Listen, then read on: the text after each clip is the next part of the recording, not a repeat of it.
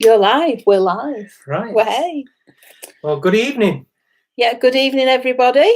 This is our inaugural podcast for At Home with the Fishers. So there's Mr. Blind Woodturner, Chris Fisher. Good evening. And me, Nicola Fisher, also known as Mrs. Blind Woodturner.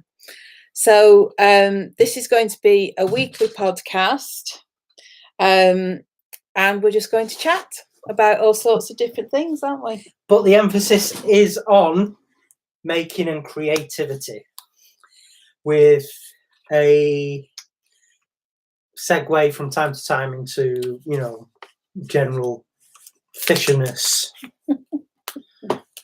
So we're running a bit behind schedule because we both had quite a busy, hard day, so we decided to just go out and grab a bite to eat. So without our timings were spot on, but as is always the way, glitches appeared. Yeah. Anyway, so we're here now anyway. So glad you could join us. Nicola will be handling any chat that comes on. Oh, Wayne the Woodturner is here. Hi, Wayne, Wayne. they found us. Amazing. Hi, Chris and Nicola from Wayne the Woodturner. Dave the Wood Barber. Hello, where are the fishes? Lol. Yeah. I know. Well, obviously, because my phone is set up for blind and visually impaired people, I dictate a lot of stuff. Obviously, text messages, emails, phone numbers. It's all done by dictation. Well, the majority of it. You can use the keypad and it talks to you as you're hitting the characters, but it's easier to dictate. And sometimes Siri gets all I don't know, glitchy. Yeah. And sometimes when you say a word, so I said at home with the fishers, and Siri did at home with the fishes, which I think is pretty funny.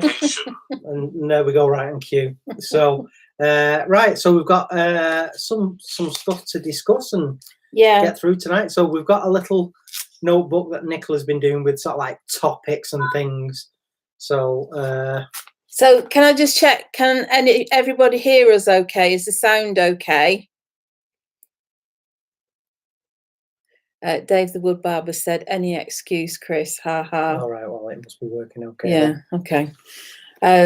But yeah, if there's, sound is fine. Brill, thanks a lot for that. Well, do you know what? Let's talk about, first of all, post-trauma awakening. Right. Can I start on that? Yeah. Okay. I think even before I met Chris, I'd already seen with other people with disabilities that they had two paths that they could follow after having something traumatic happen. And they could either sit in a chair and rock, or they could get off the backside and go and do something. And I've seen it a lot with different people. I met a guy, I think he was called Stuart Rose. He'd been in the forces. He'd had an accident when they were skiing. I don't know if he'd broken his back, but he ended up in a wheelchair. But he still does extreme sports and all sorts of things like that. So yeah, you're the same, I think. Yeah. And I said to you, I had this theory about, you make a choice, and you said kind of like fight or flight. Yeah. So it's funny because that year after going blind and went through all the anxiety and things like this, I do not mind saying, and I will say now live on a stream, if I wouldn't have had a family and a young son, I was that ill and felt that sick, I probably would have ended my life. And I have no qualms with saying that.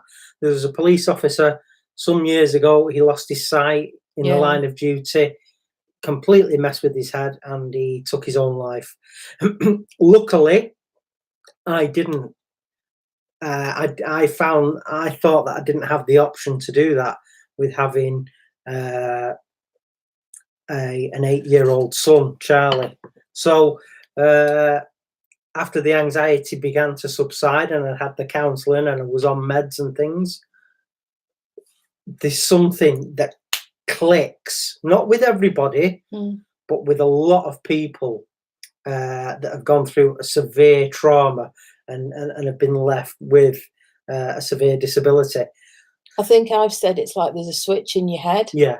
that sort of seems to shift. But I think as well, we have a friend called Mike. Hi, Steve.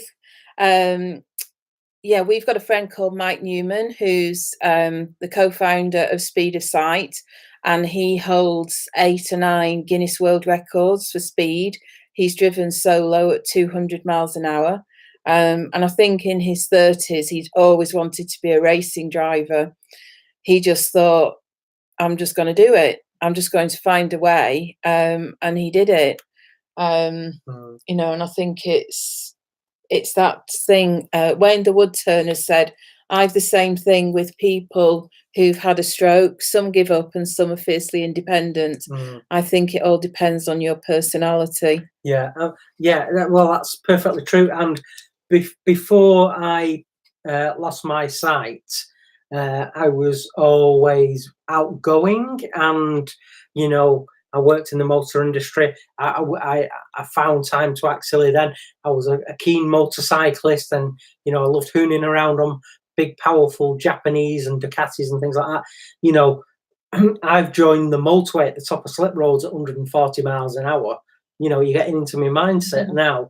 You know, I had this real passion for life, and I was a student pilot, and unfortunately I went blind before I got the chance to go solo. So I'd always been cheeky. The blindness came, really did knock me for 6. And something clicked. Once I started feeling better, something clicked. So what? This is weird when Nicola just starts laughing. Temple Boy Turnings, were you a piss-taking arsehole before you went blind, Chris? Yes. Only with more gusto. You know, it's really weird, and Are you going under there? Bamba's on set, and he's trying to get under the desk here. So he's trying to get cozy, but you might see Bamba wandering about. He's not doing it. Bamba, settle down. Say hello. Bamba, say hello. Yeah, so Bamba's just been out in the restaurant. Obviously, he's allowed because he's a working dog and he's so well behaved. When he's got his work head on, he just lies at my feet under the table, and he's no either. So yes, something clicks, and it's that fight or flight. And then I chose, once I started feeling better, to really kick life in the backside. And that's when I decided, oh, I'd love to make a vampire steak and the whole 600 hours of YouTube. And that's it. You're on a mission then. And it's, and let's just segue straight away into people that don't believe, you know, that the disabled, or, you know, I'm capable of doing what I do. And I've said this to you before, folks. Everybody is capable of amazing things. The theoretical physicist, Professor Michio Kaku from America, New York, he says, and I completely sort of like subscribe to the theory, everybody is born a genius. Yeah, it's sort of like peer pressure or social parameters that sort of like steer us away from that intellect that we're all born with. Some people get in with the wrong crowd, some people have addiction problems, whatever, you know, and they lose that passion, you know, but we're all of us capable of truly amazing things. And just because, you know, you're disabled doesn't mean that you can't still reach for the sky. And you know, you have to dig deep, you know, deeper than you ever thought possible, but it is possible. It's so possible. And you know, it's within the grasp of everybody to do this. So even if you're able-bodied and you're stuck in a rut, you can still achieve greatness. You just have to believe in yourself and put the work in. It's not going to come to you. You know, you need to get all the practice in. And, you know, when I think back now of the thousands of hours I've got in, probably researching, listening, turning, it's the same for all you guys there that are listening now and commenting. We've all had to put the time in. Mm-hmm. It's not handed to you, but it's completely capable. And it is such, you know, it's laughable when people say it's impossible. He can't do that. He must have help. No, I don't. Well, I have help doing things like this. But when I'm in the workshop, I have my camera with a bit of string when I'm recording. And it's amazing, you know, what you're capable of. And I do it all just by touch. Them guys that have seen me, you know, in the flesh and have seen me at demos like that, it is just all done by mental images and touch. But, you know, what about the blind people that echolocate? Yeah. You know, there's a completely blind kid in America who skateboards like a pro, and he's slaloming, Nicola says, around objects. And he's clicking as he's doing it like a dolphin. Sonar and echolocation. It's absolutely amazing. I couldn't do that. Steve Twidell says you're a big fat liar. He says he told me Bambo was a blind dog, but he came straight to me when I called him over. Oh, right, yeah. Dave the Wood Barber says, I must admit that I wouldn't be as motivated if I lost my sight. You're an inspirational couple. Well, you see, I think you would be. I think, you know, not necessarily straight off, you know, at the get-go, but I think you have to go through a period of adjustment, don't you? You do, and you know you're there, and it's very kind of you to say, but you would, and you don't know until you're put in that circumstance, until you are presented with that. It's not like plethora of, you know, of ifs and whats and whys. You would be so able to do it, you know. And I think, like you said, psychologically something kicks in at some point, and you transition from that I've gone blind and my life's over to actually there's a possibility. Yeah. And you know, then you can move forward. That guy, well, Chris is going to be on Radio 4. We've got Radio 4 coming on Thursday, and the guy said to you, he asked you how long you'd been blind, and he said, oh, so you kind of got used to it now, which I thought was interesting. We think he's blind as well, the guy that's coming here to do the program.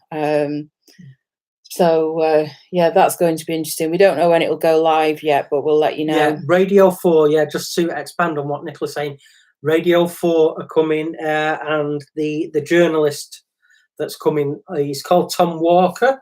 So he's coming on Thursday, and it's for a program that goes out on a Tuesday evening called In Touch, and it's a program that digs deeper into the lives of people with blindness or visual impairment. So yeah, we don't know when it's going to go live, but he's coming on Thursday to record. I've spoken to him today, so he'll be here Thursday, and he'll obviously interview me and get lots of sound bites for radio in the workshop. So we were discussing, you know, things that make lots of noise in the workshop. So but Nicola said, looking at him, I think he probably is blind. She thinks that he might have a visual impairment. Yeah. He's coming here on the train and then getting a taxi. So, you know, that's a possibility. A lot of blind people, you know, use the train and rail network, obviously not being able to drive themselves. So Steve's asking, how long did it take to tune into your other senses after you went blind? Good question. I can't remember now. It happens quite quickly because you know you're immersed in this world of blindness or severe visual impairment. So you straight away start relying on the auditory and olfactory senses. So it's pretty quick, Steve. I must admit, I can't remember the date or the month when it happened, but you know, they don't physically improve. It's just that you get more in tune with them, and you rely on them a lot more than you used to. So quite early, I think, because it's like, whoa, I can't see what I'm doing. So your body starts just listening more intently and smelling. It's amazing what I can hear and what I can smell.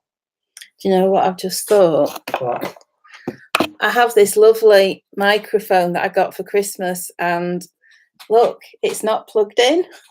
can you plug it in now? No, I'll leave Oh, it till we'll leave it. later. Yeah, so like I say, it was a bit of a thrash to get going live. So anyway, so yeah, a post-trauma awakening. Something clicks and you go, that's it. I'm not going down without a fight now. So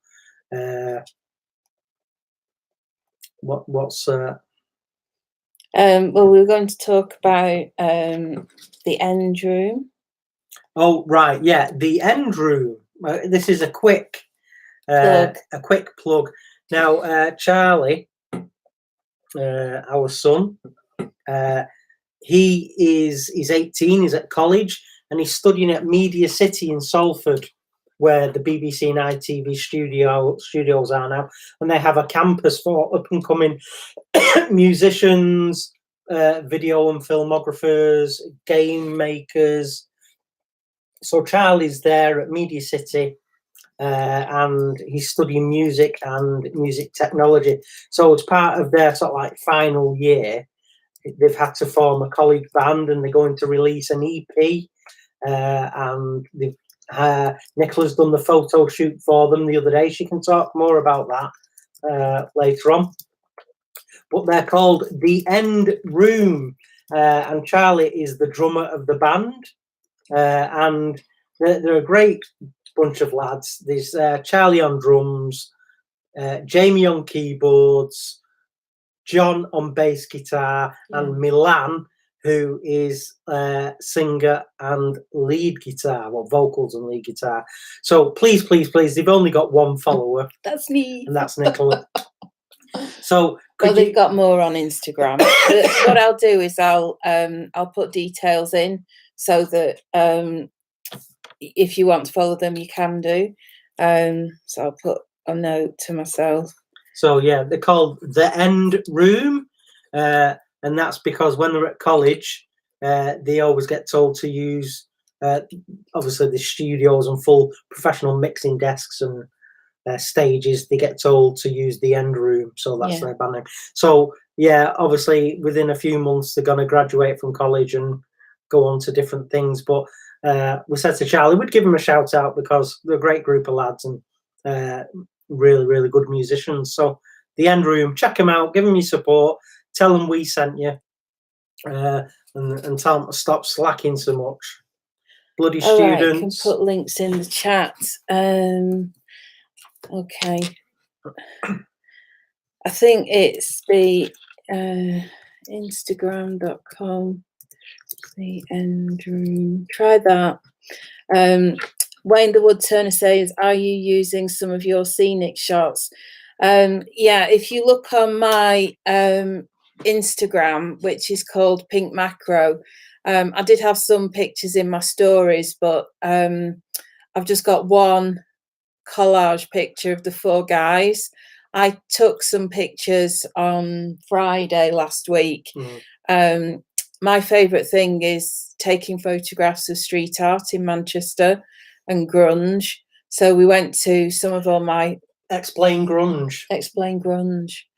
I look for old buildings that are quite, well, still standing, but in a sort of slightly derelict and neglected.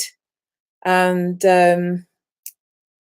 they've just got all that history. You know, the bricks will have lots of lichen and moss and, you know, marks from where water's dripped on it. And it's just all the detail, and it's I just find it so appealing. I walk down a lot of back streets in Manchester. If I'm working in... Don't ask her what her job is. if I'm working in town as a business advisor. Thank Yeah, you. that's what I think she's doing when she leaves here. Yeah. Yeah. I often have meetings across town, so I'll walk in between meetings, and I know where all the street art is, so I go and check stuff out.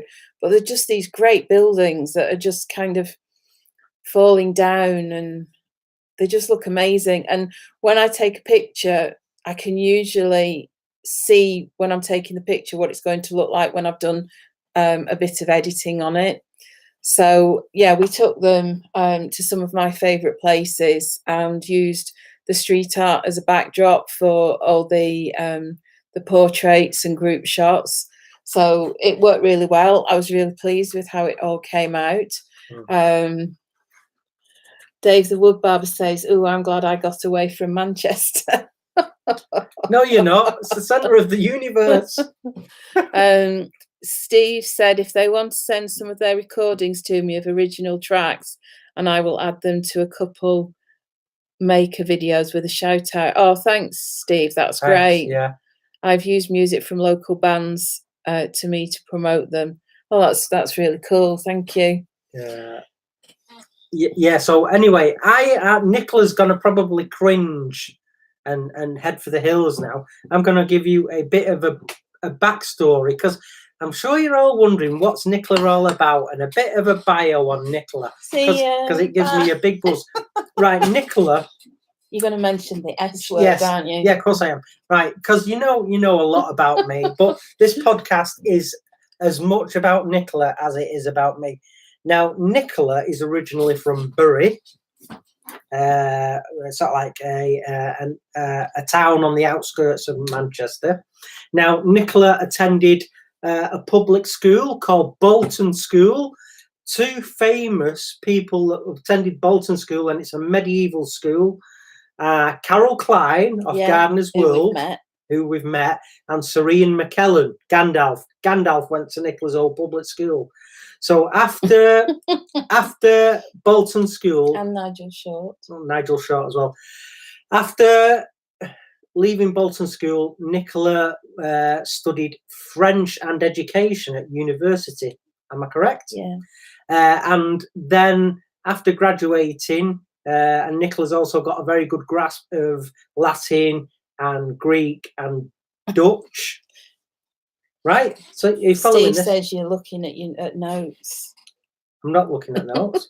So can't look at notes, yeah. So after graduating from uni and getting a degree in French and education, Nicola was accepted to study at the Sorbonne. And if you don't know what the Sorbonne is, it's sort of like France's / Paris's premier university. And what did you study there? Business French. Yeah, business French. Yeah, Nicola studied business French at the Sorbonne in Paris, and you lived, breathed everything French, the whole culture. You love the whole Parisian lifestyle and the French culture. And Nicola was an au pair for a count and a countess. Yeah, I was. Yeah. Yes, and Nicola would spend the odd weekend at the chateau, at the family chateau. So you're getting a bit of an insight as to what an amazing woman she is. But not only is she massively cultured and academic, but she's also as nuts as I am when you really get to know her. And she's a very, very, very creative person with a very keen interest in photography and letter writing and fountain pens. And Nicola loves writing journals and everything. So that's a little insight into this amazing person that is Mrs. Fisher. So she's sort of like, she's probably forgotten more than I know. But Steve says mange too. Yeah. A bit of Del Boy there, Steve. Mange too. Dave says the wood barber, I am amazing. I put up with you. Well, it is amazing. It is amazing. It's not exactly a hardship. But I think the reason why we get on so well is that Nicola, despite her academic success, is a maverick and a bit of an enigma, she's been called. And she's I don't like saying cheese because, you know, Nicola's right here next to me. Forgive me. But yeah, Nicola, I think she's a bit of a closet goth as well, like me. You know, we like sort of like the spooky side of life and things, don't we, as well? Yeah. But we hit it off so well, and yeah, amazing. So there's a bit of an insight into where Nicola is from and her study and things like that, and attending the Sorbonne and things like that. So that's awesome. There you go. I had to get it off my chest. Nicola is not one for telling people about it, you know, but I am more than happy to tell people how amazing she is and how clever. And yeah, it's an absolute honour to be married to the woman. Isn't it? Hey, trouble and strife here. The old bread knife. You know, she's got a lot to put up with, and this podcast is going to be as much, if not, and I want it more to be about Nicola's creativity and what she's got to offer the internet and the world, because, you know, I'm sure I've only just scratched the surface. But anyway, what's the next topic? Right. Has anybody got anything that they'd like us to talk about? I have got a little list here of a few things. Well, we could talk about the weekend. We've had quite an interesting weekend. Chris's phone is really good. Yeah, you're gonna love this. Yeah, Chris's phone started going new subscriber on YouTube, and it just kept going. And we sort of we worked out eventually that there was something going on, but we couldn't find anything. I was searching on YouTube to see if somebody mentioned Chris, and we couldn't find anything. And then somebody mentioned Imager, which I hadn't heard of. It's IMGUR, and there was a guy called Ran Daddy from Australia who had posted a piece about Chris, and it had gone onto the front page and gone a bit viral. So we had a lot of subscribers, didn't we? So there's a combination of things that have gone on. Chris's subscribers now on YouTube are over 6,500,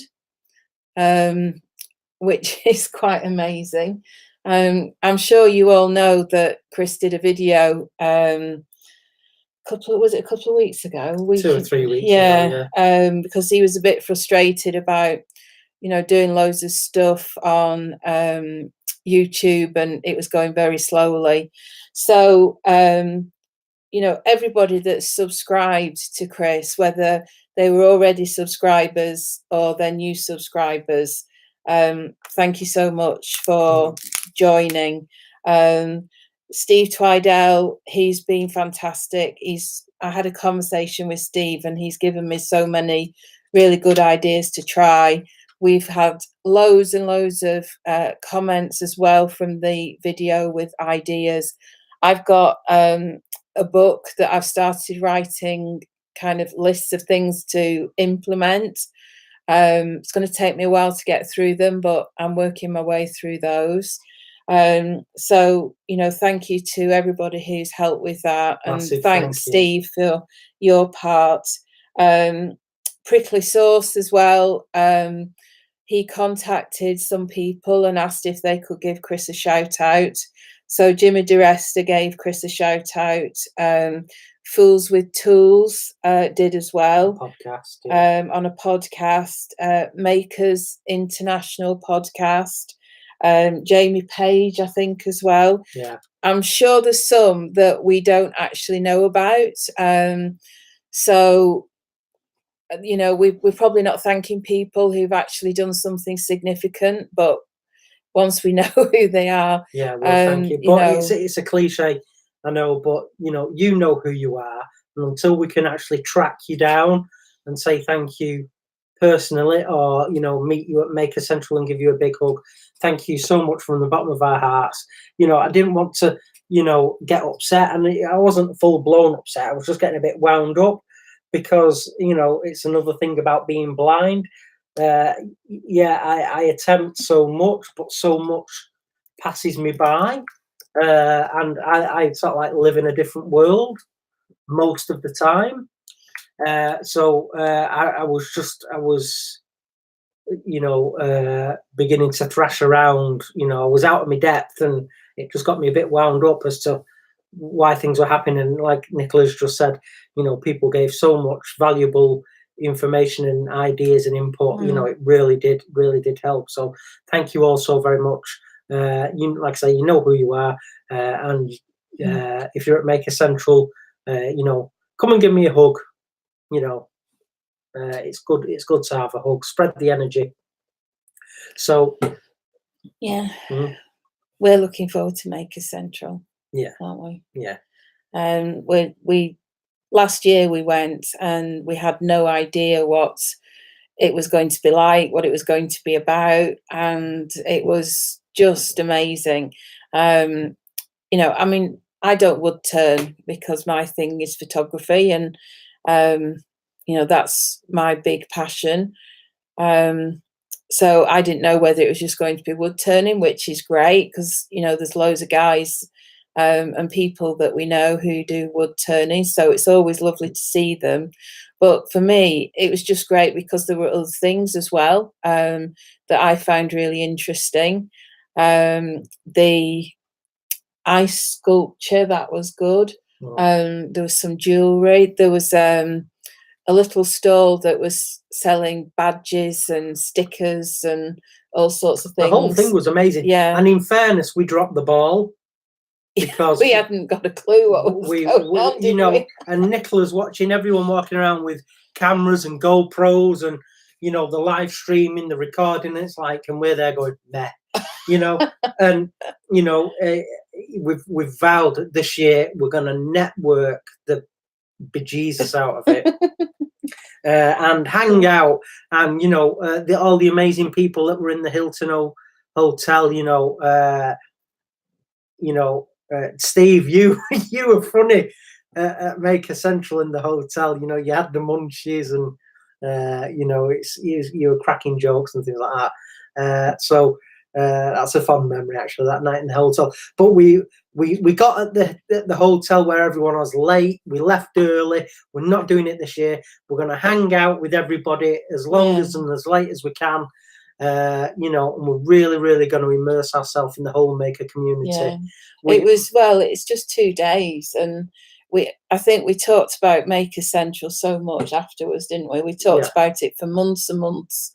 And we've got so many happy memories from last year, and so many people that we'd like to meet up with again. And it's going to be really good. And it's just a melting pot of amazing makers from all over the world, from the UK, from Ireland, from Europe, from America, everywhere. It's just it's the place to be for a couple of days, isn't it? It was absolutely amazing. So we're really looking forward to that.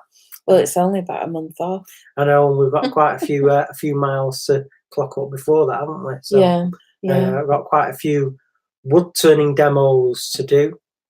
And then just after Maker Central, we're off down to, before Maker Central, we've got Northampton and Merseyside demos, and then we've got Maker Central, and then after that, we've got Axminster demo at their retail store in Axminster, because at Axminster there's the big HQ that's got obviously all the offices, the call centre. They've got the engineering part where they make all the trucks and everything, and obviously the skills centre where Colwyn Way and Craig Steele and Jason work. But they've also got a retail store that's quite a new store, isn't it? We went there when we visited last October, so I'm demoing. So we've got a fair few miles coming up in the next 4 to 6 weeks, sort of. Yes, well, it starts getting busy really now, doesn't it? We're not going to have many free weekends, so we'll be doing quite a bit of travelling. But yeah, it's only a month really to make a central. Yeah, it is. Um, Yeah, so anyway, a big shout out to Make a Central, to all the organisers, all the the support team that put it on. A pre-shout out to all our friends that are going to be there. It's 33 more sleeps. Woohoo! 33 more sleeps. Who's going to make a central? Are you all going? Leona's going. SK Crafts Evening All. Blimey, Leona. Yeah. Wayne the Woodturner's going. Dave the Woodbarber's going. 2009. So, what else should we talk about? Got lots to talk about. For those of you, Should we talk about auriculas? Yeah. Just before we talk about auriculas, one of Nicola's passions, we're obviously the guests of Axminster Tools and Machinery all weekend. So I am not appearing on the main stage, even though I was asked, but I can't because it's a conflict of brands and manufacturers, with it being a Record Power sponsored event. So yes, I'm working with them for Axminster that weekend. So obviously I'm going to get time to walk around, and Colwyn, who's Axminster's master wood turner, he'll be doing something, and then I'll do something. So there's time for me to go and have a mooch and check out what's going on. But yeah, I am turning all weekend. Steve says he might go if he can be asked. Wayne the Woodturner says it's a week after I retire. Leona says you better go, you're my lift. Dave the Woodbarber says, Steve, you need to go so you can be Leona's taxi and tool transporter. Yeah. So yeah. Yeah, cool. Right, let's talk auriculas. Auriculas. Who knows what an auricula is? Nobody.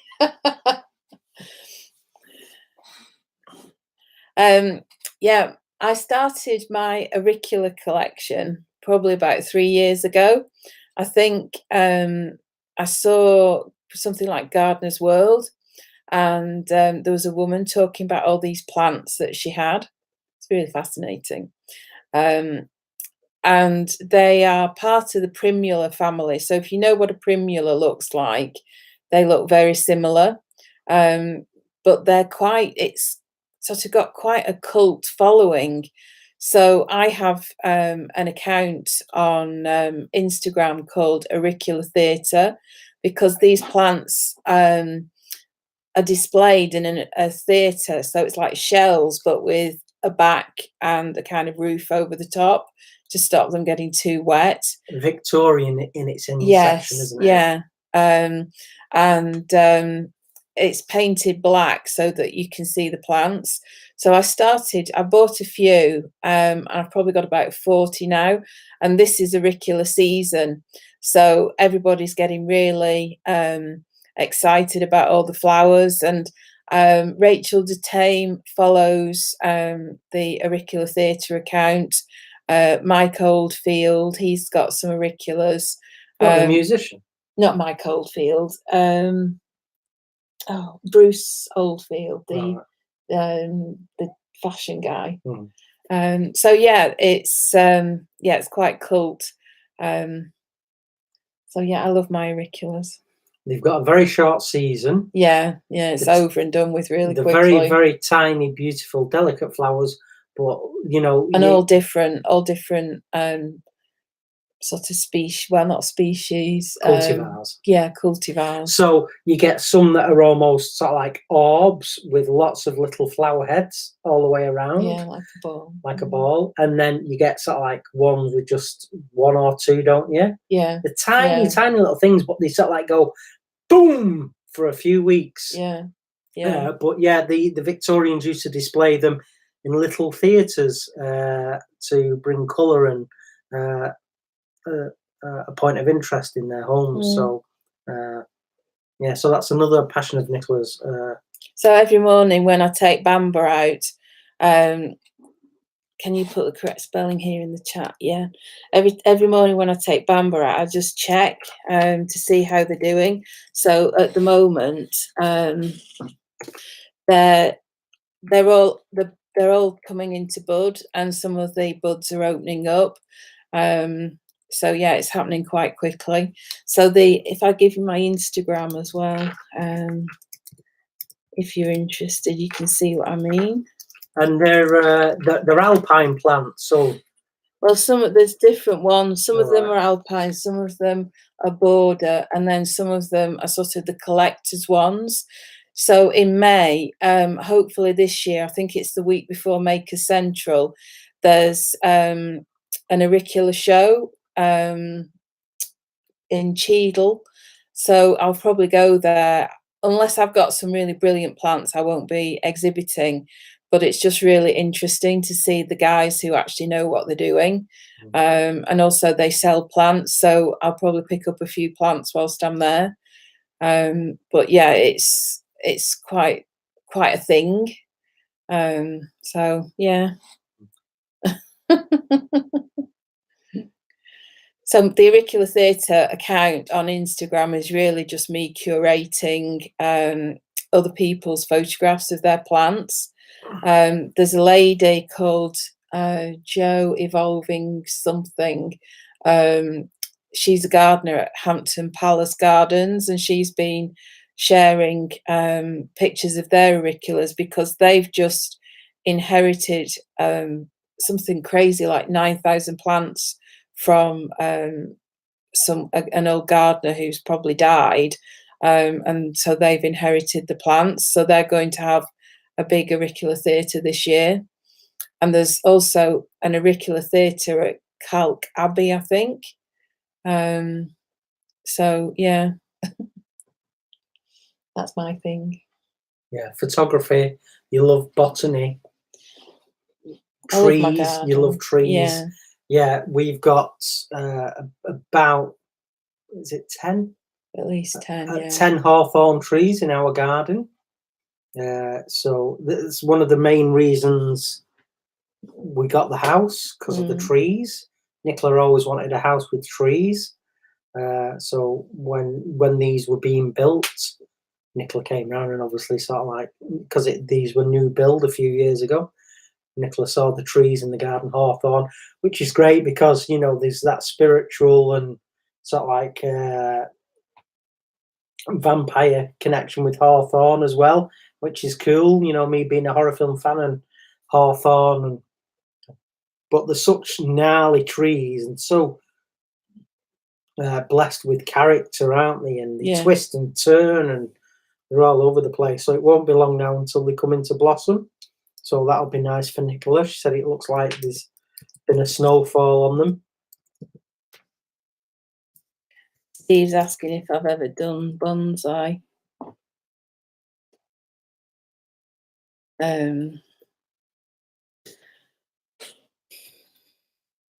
Nicola auricular. Yeah, I think there is a Nicola. I don't think I've got it. I've got one called Vera. My mum was called Vera, and when I went, I didn't go to the auricular show last year because I don't know whether it was the same weekend as Maker Central, but I went the year before, and there was a guy who was exhibiting, and I saw this plant called Vera, and he very kindly gave me one. So that's probably one of my most precious auriculas, and it's doing really well.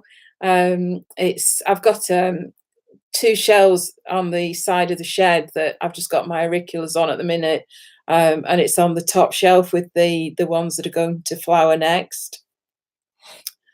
I've only got 36 bell pepper and 2 garlic plants in the kitchen, Dave the wood barber says. Well, that's cool. Yeah. Bell peppers. Yeah, garlic. Yeah. Well, we've got some raised beds in the back garden, and those are clear now. So I need to think about what I'm going to put in.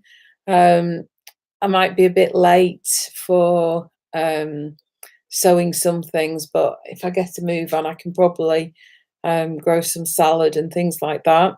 We've got rhubarb, blackberries, gooseberries, raspberries, blueberries, sloes, and really nice rosemary bush. And a lavender near the front door. Now, because I obviously I am receptive to sensory things, as you brush past the lavender bush as you come into the front door, obviously it releases all its aromatics, and it's I love the smell of lavender. And you know, and I'm not coming over all hinge and bracket, but it's just you know, a great smell for me, and it's very calming and relaxing. So we've got one at the front door, and every time I brush past it, yeah, the smell's amazing. So Dave says he can bring some bell pepper plants to make a central. Yeah. Steve says, my dad used to tell me to stay away from the auriculas on the top shelf.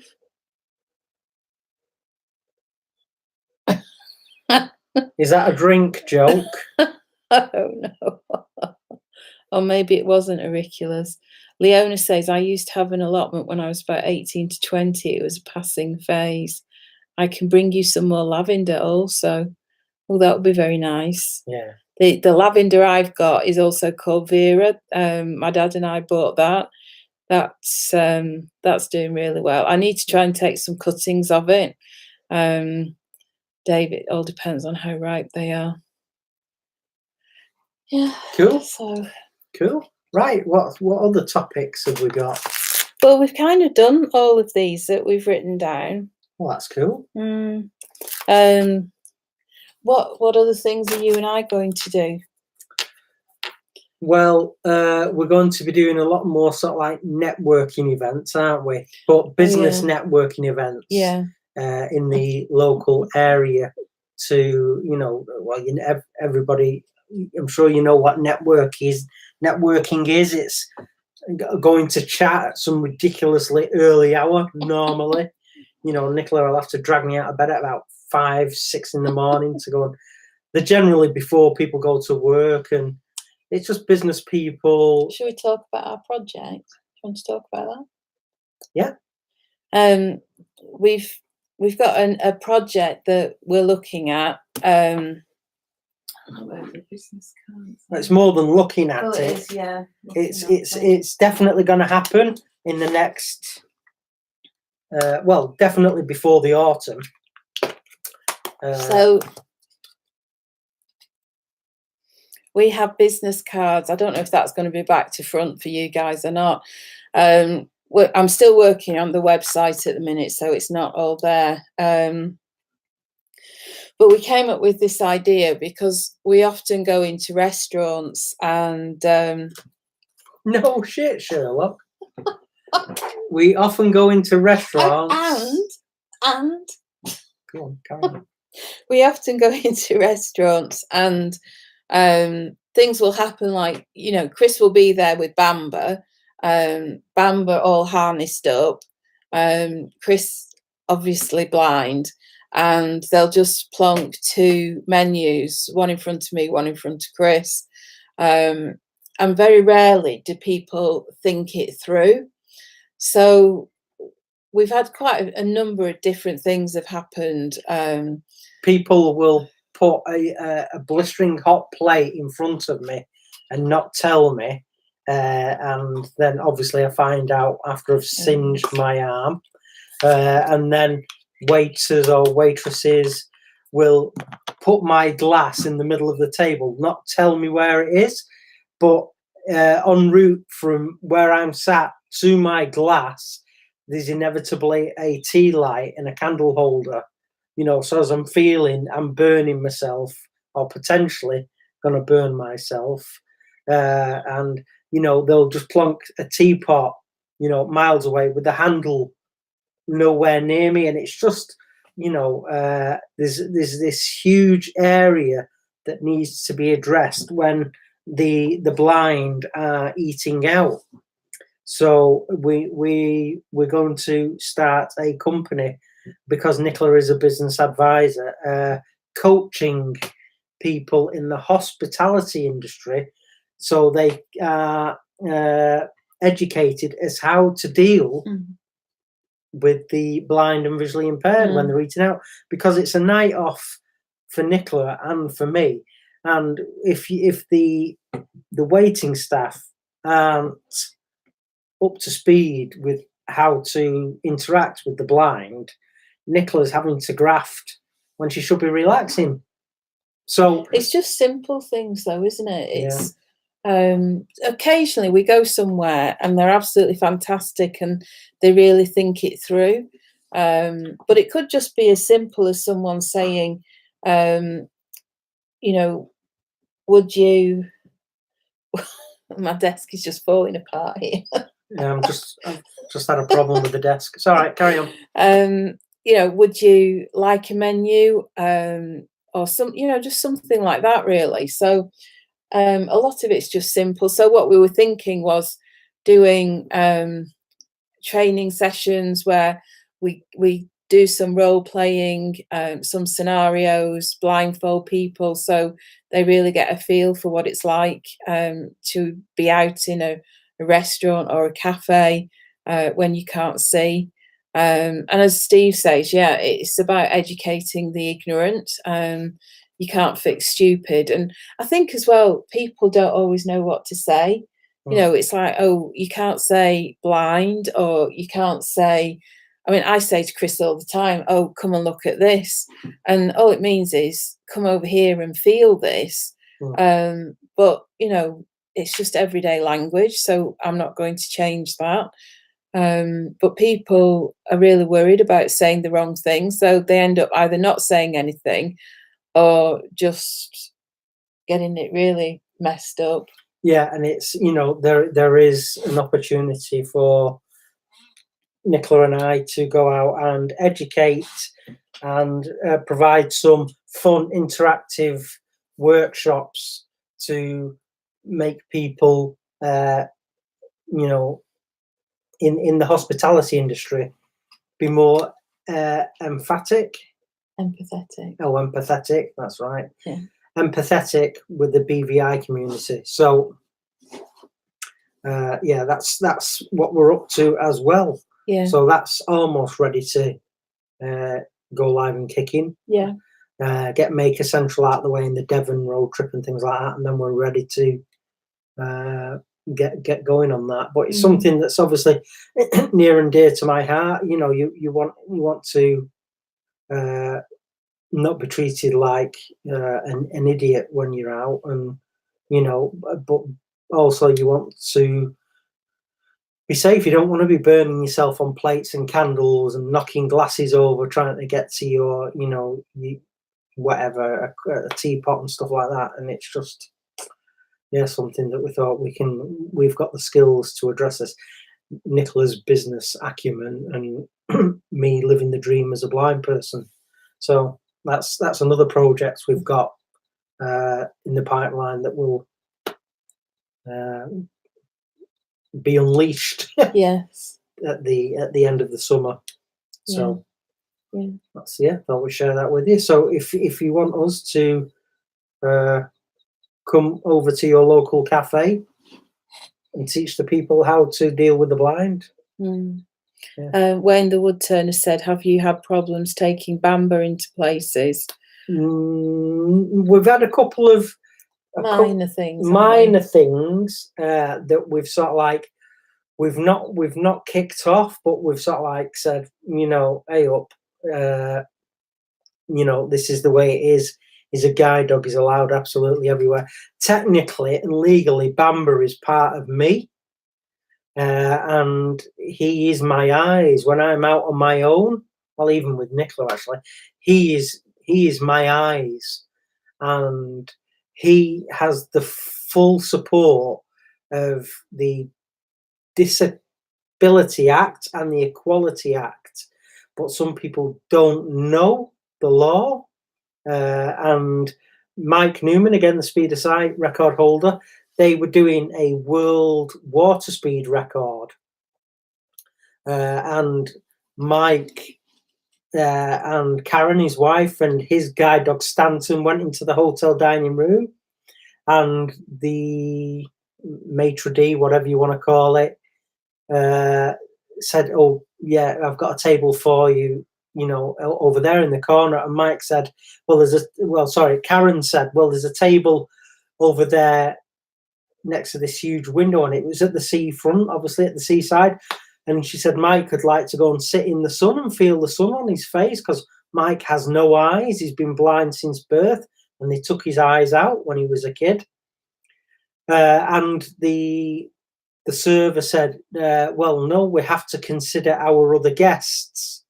So as soon as they say that, we have to consider our other guests, they are putting the other people in that dining room above the blind guy, Mike. So straight away, you have got a hierarchy, and that is discrimination. They were putting other people's needs above Mike. So Mike's down here because he's blind, go and sit in the corner, whereas Mike should be level pegging. So Mike said, "No, I want to sit at that table." And eventually the maitre d' capitulated, because they were within the rights. The maitre d' said, "Can you go and sit in there out of the way, because we don't want to offend our other guests." Classic discrimination. And I also know that Mike was out some years back, and they were on a pub crawl, and they were going to go into an Indian restaurant for a curry or something. And the proprietors of the restaurant said, "Sorry, no dogs allowed." And Mike said, "Well, he's a guide dog. He has to come in. It's the law." And they said, "No, you're not coming in." So one of Mike's friends just opened the door and said to the people in the restaurant, and apparently it's quite busy, he says, "Has anyone got a problem with my mate's guide dog coming in here?" And they all went, "None whatsoever." So so the public spoke. So Mike and his friends, I don't know if they didn't eat there on principle then, but they were proving a point, that people weren't offended. So again, it's that lack of education, ignorance and things like that. But yeah, we've had a couple of moments. Not anything major, have No, we? no. We had one when we went into a cafe locally. Oh, actually, Maker Central last year, we went for breakfast at the hotel we were staying at. And the girl that was at the lectern, whatever it is, I said, "No breakfast, remember?" And she said, I'm just smiling at you calling it a lectern. It just had visions of her, delivering a sermon. Well, that's what it was, that sort of thing, because I leant on it. So, a podium. So, even worse. Yeah, it's even worse. Yeah. So she said, "Oh, I'll have to check with the manager to see if your dog's allowed." So I went, "Stop right there." And she went, "What?" I said, "He's a guide dog. He's allowed everywhere." So we just walked in. But, that was at the hotel at Maker Central in Birmingham last year. She said, "Got to check with the manager, see if your dog's allowed." Why don't these people know the law? Why don't they know the law? He's allowed everywhere. Leona says she's got to put the child to bed, so catch you later. Best of luck with the new venture as well as this channel. It's a great idea. Bye, Leona. Bye. Good night. Catch you at Maker Central, if not before. Bye. Steve said the same should be done for wheelchair users. Maybe a branch off to think about. Yeah, definitely. I think that's a similar thing. We were kind of just starting with the blind thing because it's what we know the most about, but we've got personal experience. But yeah, there's definitely potential. Wayne the Woodturner said one of our local cafes is run to give people with learning disabilities work experience and interaction within the community. Brilliant. There's should be more of it. Well, there's one like that I've been to in Stockport. And it was really great. There were quite a few people in there with learning disabilities, and they were really funny. And the way they served, it was with such great care. They have such great energy and passion for life. And they know exactly. People with special needs or autism and Down syndrome, and we get to meet a lot of them through the speed of sight. They have such energy and passion, and they know what's going on. It's just that things are processed differently, and it might take them time to process. But the sad thing is that society, don't give as many people with disabilities an opportunity to show how amazing they are. So, and I mean, obviously, Steve, you work with special needs and autism and things like that. So we're preaching to the converted there, mate. Sorry, but you know what it's like, and people just need to be educated as to we're all part of the same bloody planet, aren't we? So give everyone a chance. Well, that's what it's all about, isn't it? It's about people achieving their potential, whatever that potential whatever might be. it may be. Yeah. And I'm sure that the world will be a better place if more people achieve their potential, because I think they'd be more fulfilled then. Yeah. Oh, can I just mention, I think this Thursday is International Day of Pink. So I will be supporting that in a big way, because I do rather like pink.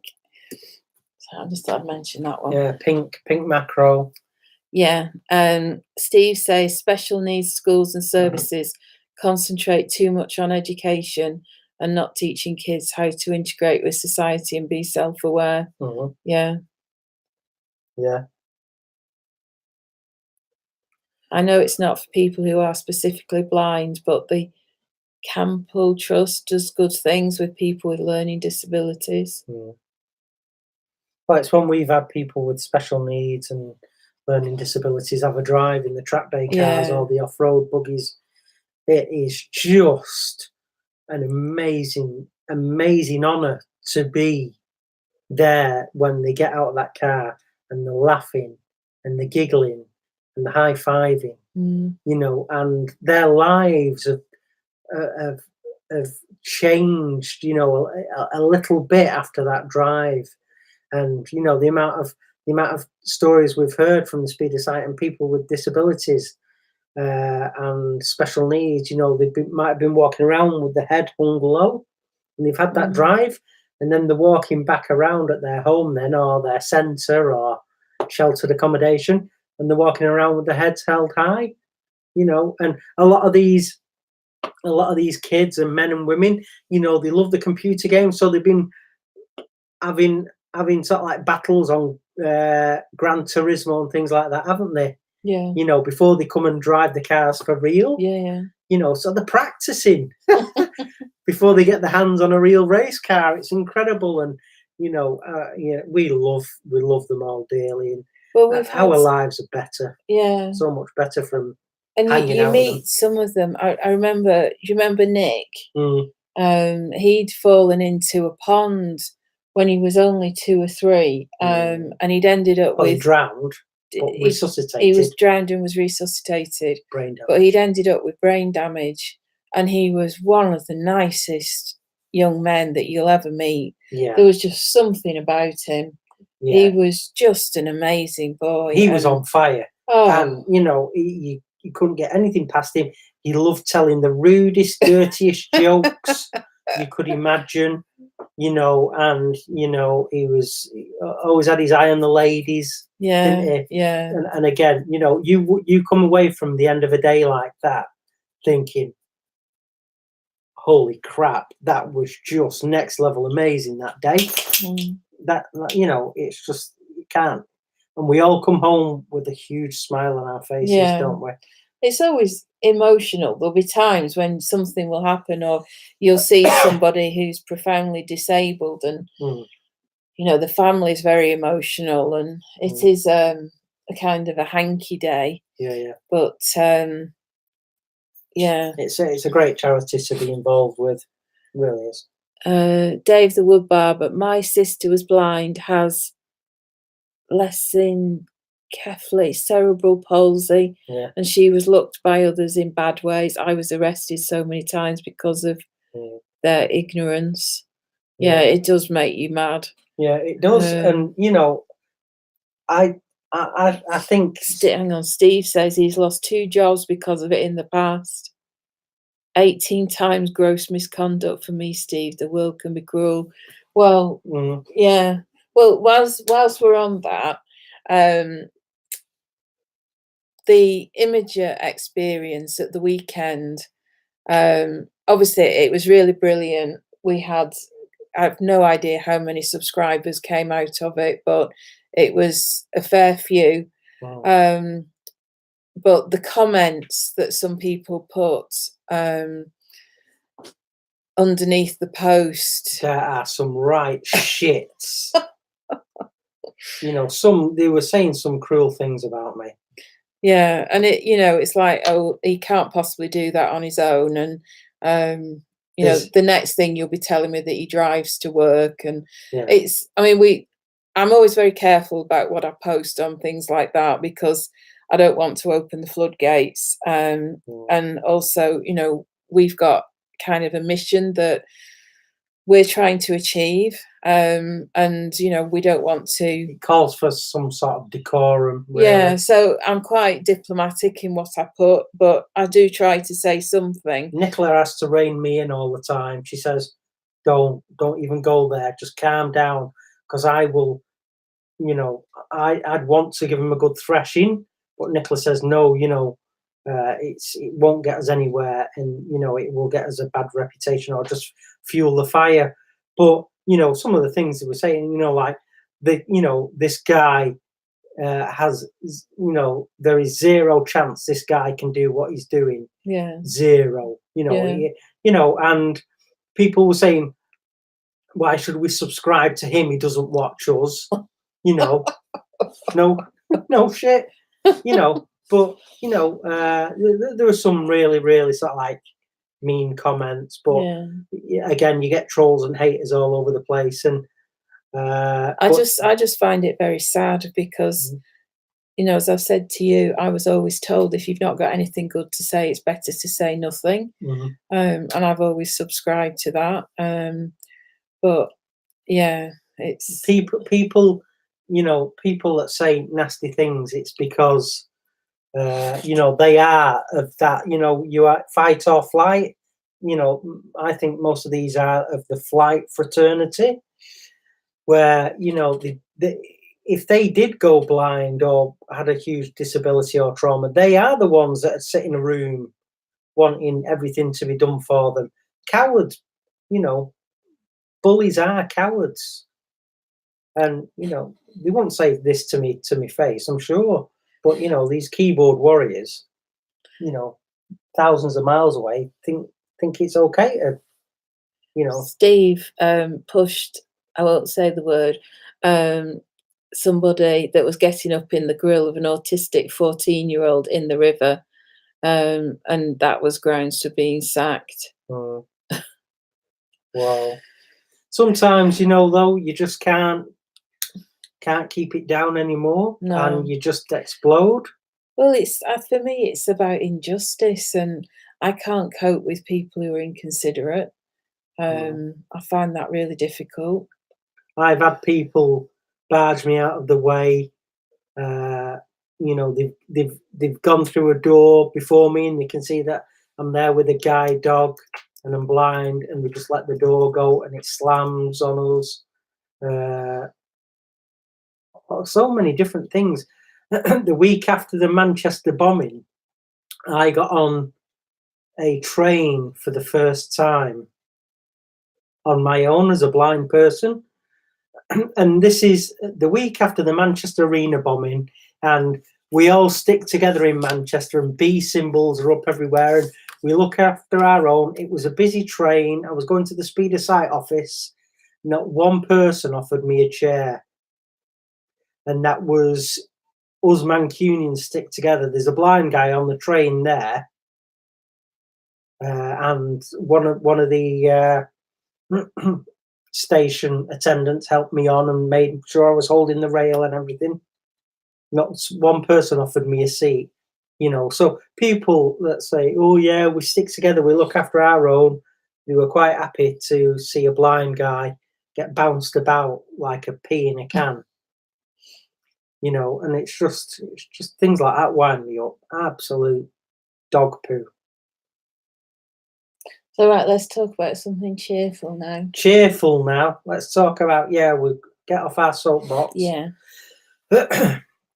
Something cheerful. Something cheerful. The weather's been great today. Yeah. What did you do today? I sprayed the garden fence. Yeah. So I've got a paint sprayer, a garden paint sprayer.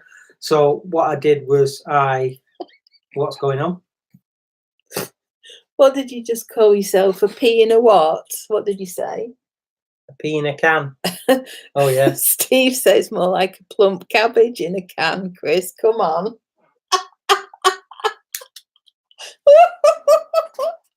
Just you wait.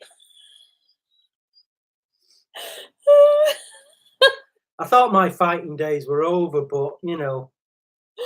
Oh yeah, I think it's time to get all Salford on your ass. Dave the wood barber says you should start doing spray tans, Chris. T plus G making. That's the new handle. Not, do you know T plus G making? Is that I'm not T sure. plus G? Tongue and groove? I don't know. Anyway, he's chuckling. Is he chuckling? Yeah. T and G making, are you chuckling? Well, it's T and the word plus G. Oh, T plus G. Okay. Yeah. What does T plus G stand for? So yeah, anyway, I'm a plump cabbage in a can. You mean a sprout? I'm a sprout in a can. He says he's got you can throw the first punch. Oh yeah, very funny. You know I won't hit you. I have to get someone to keep you in a bear hug there. Hold you still. Yeah. It's like our blind high five. Yeah. Yeah. No. My fighting days are over. But all joking aside, it's been a lovely day. And I was spraying the fence. So yeah, easy peasy. I put loads of card at the bottom of the fence, so I didn't spray the brick wall. So I sort of like masked it off with a load of cardboard, and then I was just going up a board, down a board, take a step to the left, up a board, down a board, step to the left. Easy peasy. Tosh and Gareth, Cardiff Axminster event. Oh, right. Okay. Woohoo. Yeah, that was a great day. Absolutely great day, that. And we're back in Cardiff. September, October. Can't remember the exact date. Back in the autumn at Cardiff. So come along. Steve says, no, they are not, mate. You're the biggest fighter I know. That's me being serious. Got a headache now, love. Yeah, got a headache now. Yeah. So, yeah, lovely day. Sort of like one of the first full-on spring-like days it was. Yeah. I don't know what it was like. What was it like for you, Steve, over there? Was it nice? I'm guessing. Well, I was at the Fusilier Museum in Bury today. Yeah. Was that a meeting there? Yeah, that was with Andy. And yeah, it was nice whilst I was there. It was chilly though. It was quite cool. Still a bit chilly in the shade, isn't it? Well, it's 9:15. Are we running out of steam? Well, we have started talking about the weather. So I think we've got through everything that on the list. Yeah. So Nicola, anybody got any burning questions? Or good old Bury, they have the best Burger King there. Right. And black pudding. I'm not sure where the Burger King is in Bury. Can't remember. Anyway, you'll have to give Nicola an area or a street name. So, any more? No. Yeah, Cardiff. If you look on Chris's website on the events page, All the demos are on there. It's near B&Q. Oh, right. Okay. I know where B&Q is. Does Chris know his t-shirt is on backwards? Who put that on? Yes. Twiddles. No, it's not. I can feel that. You see, the beauty about these designs is they're able to feel. They're able to feel. I'm able to feel the design. He doesn't know what he's talking about, does he? So try again, Steve. So Bamber's here. Bamber has just turned 3. He was 3 on Friday. Yeah, and this is his new toy that he got for his birthday. Yeah, one of his new It toys. squeaks, doesn't it? Make it squeak. There's a squeaker. Ready? 1, 2, 3. Oh, try again. Right then. Yeah, well, we're going. Listen, so thank you so very much for turning in. What's wrong? I've had a busy day. I've had a busy day in that sun. Thanks. He's got sunstroke. Yeah. Thanks for tuning in to the very first At Home with the Fishers. At Home with the Fishies. So Wayne the Woodturner says this has been brilliant. Can't wait for the next one. Well, we will be getting a list of topics, and they're going to be a mixture of obviously making and creativity, and what Nicola's up to, what she's been up to, what she's going to be doing, and yeah, Nicola's going to be sharing a lot of her passions and things.